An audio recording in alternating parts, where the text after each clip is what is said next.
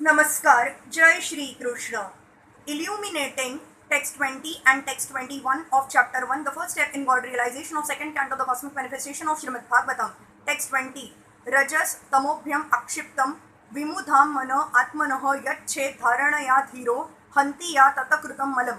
One's mind is always agitated by the passionate mode of material nature and bewildered by the ignorant mode of nature. But one can rectify such conceptions by the relation of Vishnu and thus become pacified by cleansing the dirty things created by them. Persons generally conducted by the modes of passion and ignorance cannot be bona fide candidates for being situated in the transcendental stage of God realization. Only persons conducted by the mode of goodness can have the knowledge of the supreme truth. Effects of the modes of passion and ignorance are manifested by too much hankering after wealth and woman. And those who are too much after wealth and woman can rectify their leanings only by constant remembrance of Vishnu in his potential impersonal feature. Generally, the impersonalists or monists are influenced by the modes of passion and ignorance. Such impersonalists think of themselves as liberated souls, but they have no knowledge of the transcendental personal feature of the absolute truth. Actually, they are impure in heart on account of being devoid of knowledge of the personal feature of the absolute truth. In the Bhagavad Gita, it is said that after many hundreds of births, the impersonal philosopher surrender into the personality of Godhead. To acquire such a qualification of God realization in the personal feature, the neophyte impersonalist is given a chance to realize the relation of the Lord in everything by the philosophy of pantheism.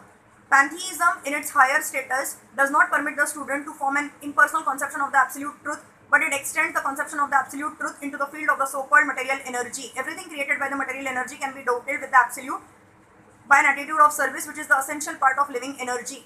The pure devotee of the Lord knows the art of converting everything into its spiritual existence by this service attitude, and only in that devotional way can the theory of pantheism be perfected.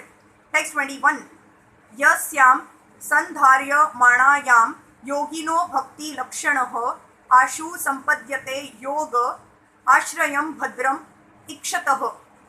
O king, by this system of remembrance and by being fixed in the habit of seeing the all-good personal conception of the Lord, one can very soon attain devotional service to the Lord under his direct shelter.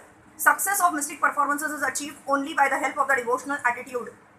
Pantheism, or the system of feeling the presence of the Almighty everywhere, is a sort of training of the mind to become accustomed to the devotional conception, and it is this devotional attitude of the mystic that makes possible the successful termination of such mystic attempts.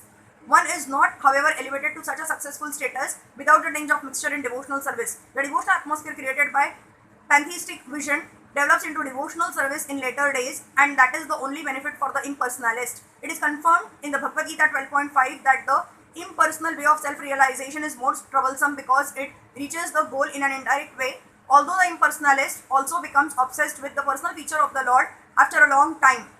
Hare Krishna.